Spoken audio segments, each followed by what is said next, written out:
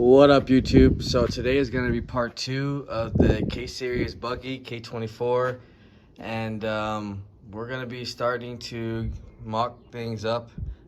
We didn't actually film taking the engine out. I mean, I didn't know really what I was doing, so we're kind of just guessing and going at it, but the engine is out. It is in the garage now, so me and JFab figured out some things we're going to be doing. We're going to be pretty much deleting all this to make space for the top, so we can have flow for the fan and the radiator and everything to pretty much get as much as flow in here, since this is going to be like an off-road vehicle. So we kind of want the engine about right around here, and the manifold maybe it'd be right around here. So yeah, we're just gonna start, taking the, well, we got this test motor right here and everything. We'll get this mounted in, and then once we have this mounted in, then I can start knocking out the shift linkage and figuring out the gas tank and everything, pretty much getting it all ready. We got to get a battery mounted and put like some type of fuse box with relays on here, and a lot of work, but like I said, I think we finally figured out what we're going to be doing. So yeah, we're going to start getting on a lot of projects. I'm actually going to be getting the B16 going as well. We still got this Eclipse we're going to be getting to hopefully this week as well, so you guys can pick that up if you guys are interested. A lot of different projects we got to finish by next month, so stay tuned for that. Right now we're going to try to get the motor over here and see exactly where we're going to be.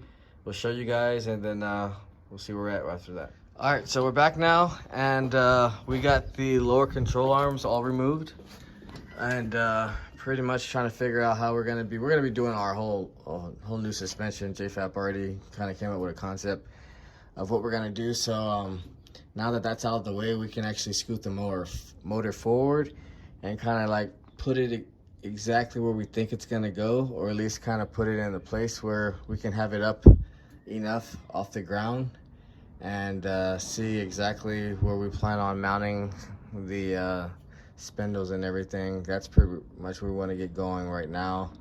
Mount it in, and then placing the spindles so we can have the axles ready in here, and then after that, then I can start going after wiring and getting everything kind of put together in here. So right now we're gonna get it up and see how far we can get it up in here, so you guys can get an actual look of how it's gonna be in here, and then we'll come back and we'll check it out. All right, guys, we're back with the Minx buggy, and we got the K24 mounted in. As you can see, this is just the beginning. We really just wanted to see how it's gonna fit in here. So I mean, we got everything pretty much cut out and braced in here for now, but it is in here by itself. And we got a design we're gonna do for the rear mount, so stay tuned for that. We got to get the suspension on here, so that'll be pretty much the start. Once that's all set up and rolling, then we can start doing wiring and basically getting this thing started up, and then shifter cables, etc. So but yeah, this is how it's gonna look in here from the back.